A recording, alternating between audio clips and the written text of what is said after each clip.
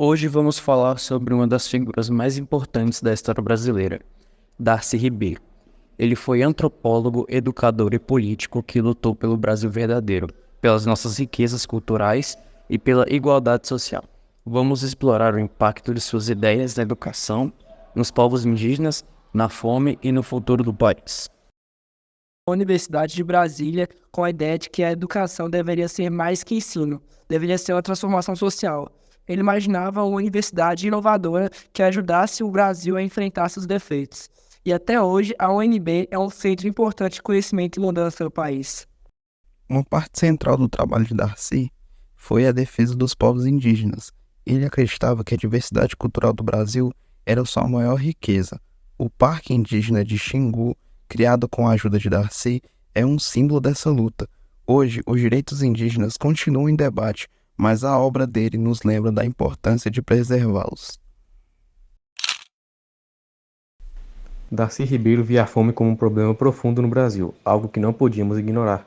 Ele dizia que a fome tinha lugar e cor. Infelizmente, esse problema ainda afeta milhões de brasileiros.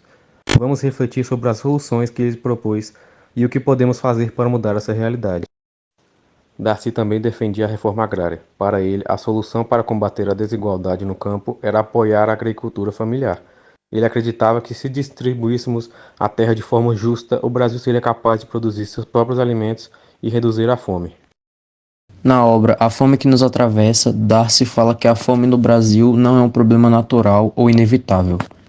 Ele explica que a fome é fabricada pela estrutura social e política do nosso país. Para Darcy, a fome tem um rosto, um endereço e uma cor. Ela atinge principalmente os mais pobres, os moradores das periferias, os negros e os povos indígenas. Ele denuncia que, em um país rico e em recursos como o Brasil, a fome não deveria existir. Darcy nos mostra que a fome não é apenas falta de comida no prato. É também um sintoma da desigualdade social, da concentração de terras e da falta de políticas públicas eficazes. Hoje, mais de 33 milhões de brasileiros estão passando fome e cerca de 125 milhões vivem em situação de insegurança alimentar. Esses números são alarmantes e nos fazem refletir sobre quanto ainda precisamos avançar para solucionar esse problema.